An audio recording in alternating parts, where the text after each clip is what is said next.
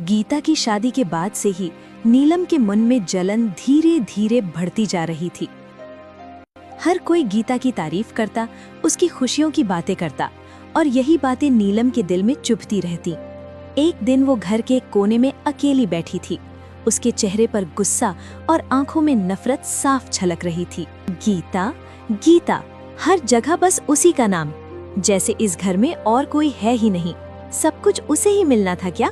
अच्छा घर, अच्छा पति, और अब सब कहेंगे कि उसे बच्चे का सुख भी मिलेगा। नहीं, मैं ऐसा कभी नहीं होने दूंगी। वो मुट्ठी भींच लेती है। अब मैं कुछ ऐसा करूंगी कि उसकी ये खुशियां हमेशा के लिए खत्म हो जाएं। देखती हूँ कैसे वो मुझसे आगे निकलती है। गुस्से और जलन में भरी नीलम उसी समय घर से निकल पड़ती है।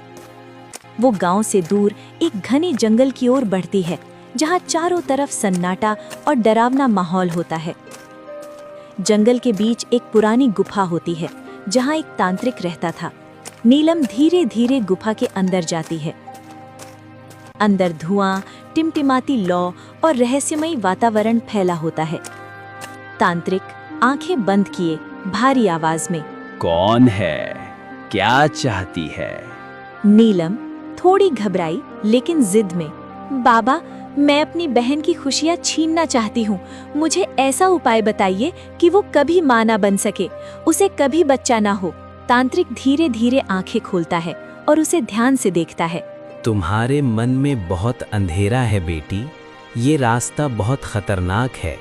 जो दूसरों के लिए बुरा चाहता है, उसका अंजाम भी अच्छा नहीं होता। नीलम गुस्से में, मुझे अंजाम की परवाह नहीं, मुझे बस अपना बदला चाहिए। तांत्रिक कुछ देर सोचता है, फिर एक छोटी सी पुड़िया निकालता है। ठीक है, मैं तुम्हें ये देता हूँ, लेकिन ध्यान रखना, इसे बहुत संभल कर इस्तेमाल करना।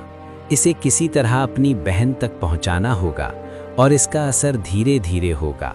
नीलम उत्सुकता से, और फिर? अगर तुमने इसे बार बार इस्तेमाल किया तो उसका जीवन बदल जाएगा। लेकिन याद रखना, इसका असर सिर्फ उस पर ही नहीं, तुम्हारी किस्मत पर भी पड़ सकता है। मुझे कोई फर्क नहीं पड़ता बाबा, बस उसकी खुशियाँ खत्म होनी चाहिए। ये आखिरी बार कह रहा हूँ, ये रास्ता अंधकार की ओर ले जाता है। नीलम बिना कुछ सुने पुड़िया ले लेती है।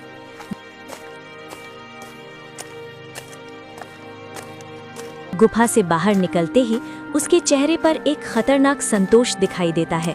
अब सब कुछ बदल जाएगा गीता, अब तुम्हारी बारी है सब कुछ खोने की। वो हंसते हुए वहां से चली जाती है। घर में बैठी नीलम अब हर दिन एक